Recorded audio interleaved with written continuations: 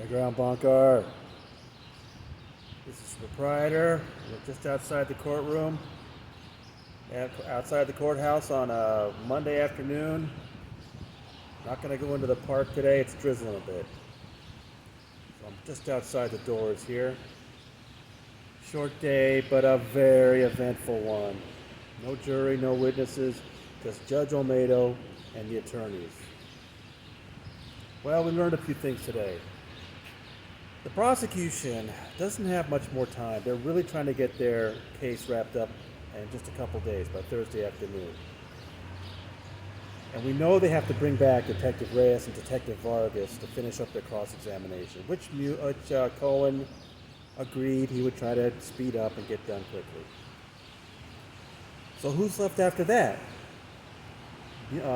Deputy DA Mueller revealed that he wants 4 more people on the stand by Thursday afternoon. They are Jane Doe 1's mother, and she's particularly interesting because, as he revealed today, they not only want to talk to her, they want to enter into evidence some emails she sent the Church of Scientology after her daughter's incident. There's actually a really, really good story written by Amy Zimmerman at the Daily Beast like 3 years ago. I'll link at the bunker in the next day or so, discussing what's in some of those documents. Really crucial stuff about how Jane Doe 1's mother put David Miscavige on notice that she didn't like the way the incident was being handled. So Deputy DA Mueller wants to get some of that into evidence, along with, questioning Jane Doe 1's mom. Second, they want to interview Rachel Smith. I believe she's a Jane Doe 2 corroborating witness. I don't know a lot more about her. And then the 2 big ones. He wants to put on Lisa Marie Presley and Jane Doe 4. Lisa Marie Presley obviously is a big name, will bring a lot of media attention. But what we found out today from Cohen, defense attorney Philip Cohen, was that she provided some new statement. There was some new interview of her, just like in the last day or something. Well, as we found out earlier with a previous witness, that could mean something surprising. So, very interested to see what that is. If I had to guess, I'd say she might come Thursday. Final witness he wants to put on, Jane Doe 4. The day this trial started, on October 11th, I published material from the prosecution trial brief where I described Jane Doe 4's basic allegations. Her allegations are from 1996. She was an actress on a movie with Danny Masterson. There was a rap party. She freely admitted that she got herself intoxicated, ended up at his place, fell asleep on the floor, woke up later, and he was inside her. So the reason why they want to bring it in, because it has so many similarities to what the other women are saying. And as Deputy DA Mueller pointed out today, her allegations in August 1996 are just a month before Danny started his relationship with Jane Doe 3. So it's timely, he said.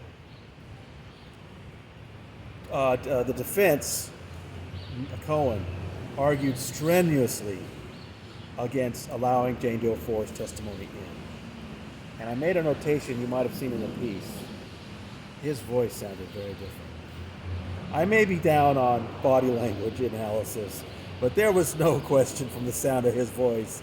He really did not want Jane Doe 4 in. And Mueller, I have to say, he was straining too. Everybody in the courtroom knew that this was huge. And it was so important, Judge Olmedo decided she wanted to take the lunch break to look up case law before making a ruling. So again, pretty big ruling. On the defense side, Cohen had said, he kind of said a couple different things, but I definitely got the sense he's willing to limit his experts.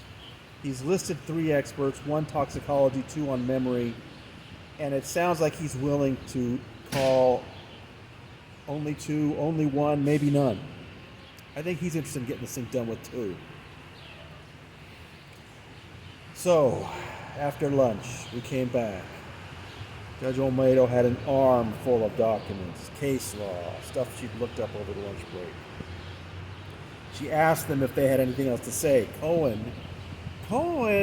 at that point, kind of, I don't want to say threat, but he let her know if she's going to allow Jane Doe 4 on, because the reason why, I'm sorry, I should have said this at the beginning. Way back on October 10th, I think, maybe it was October 4th, Judge Olmedo had ruled that she wasn't going to allow Jane Doe 4 in the prosecution's case in chief, primarily because of the time-consuming nature of it. She's trying to keep things efficient. And so now Judge Cohen, after the break, before she could issue her ruling, said, look, Judge, if you allow in Jane Doe 4, I'm going to have to call back Jane Doe 2 and one of the detectives. In other words, he's letting her know it's going to be a huge waste of time, which speaks to her original ruling. Mueller had argued that the defense had opened the door when it kind of changed its approach from what Mesereau had been doing before.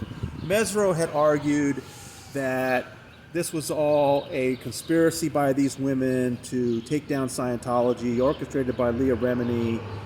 Cohen has a very different approach. He's merely focusing on the statements they gave law enforcement. He's staying away from Scientology.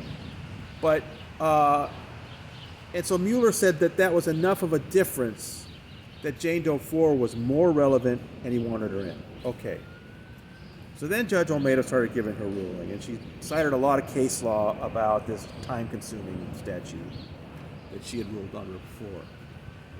And she also said, like Mueller, that the defense has changed its approach, and the thing that surprised her was that at some point on like October 22nd, Cohen had actually said they don't believe the November 2001 incident with Jane Doe 3 ever happened.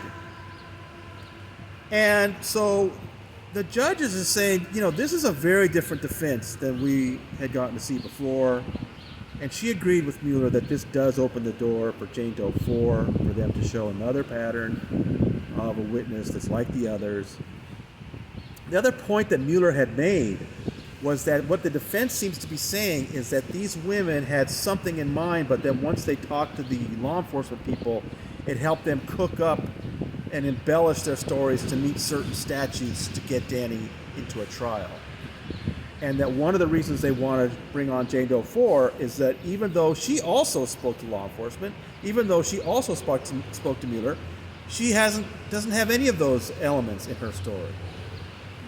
So this was all persuasive to Judge Olmedo. I can tell you she had a very grim look on her face. When she did all this, she knew it was a very serious issue and that the defense was going to be very unhappy with her. And, even after she made her ruling that Jane Doe 4 can come in, Cohen then immediately just reiterated the same things he'd said before. And then he pivoted when she made it clear she wasn't going to change her mind. He pivoted to something kind of strange. Do you remember at the point when he was he had been questioning, I think it was Vargas, maybe it was Reyes, and asked her, did Jane Doe 1 tell you she, that night at the restaurant before they went to Danny Madison's house, that she had peed in the street? And remember, that made Judge Olmedo really angry, and she had cited California statute that you can't bring up a sexual assault victim's drinking or behaviors. He brought that up again today. He seemed to be saying that her previous ruling really didn't fit case law or something. It was hard to understand. Jeffrey said something to me as soon as we got out, and I thought it was very perceptive. Jeffrey Augustine seemed to be saying that it seemed to him that Cohen was kind of trying immediately to come back at the judge by saying, look, if you're going to allow in Jane Doe 4, then you got to allow me in that Jane Doe 1 peed in the street. I think there was something to that. I think there was a kind of a psychological thing, like, okay, Judge, you just hurt my defense, you got to give me something. But she stuck to her gun. She said, no, it's irrelevant. It's, as Mueller pointed out, you can need to pee in the street even if you drink water. So they kept that out, but then they did continue. I started to send out the story, and they went back and talked a little bit longer. I hope you all see the addendum I added to the story.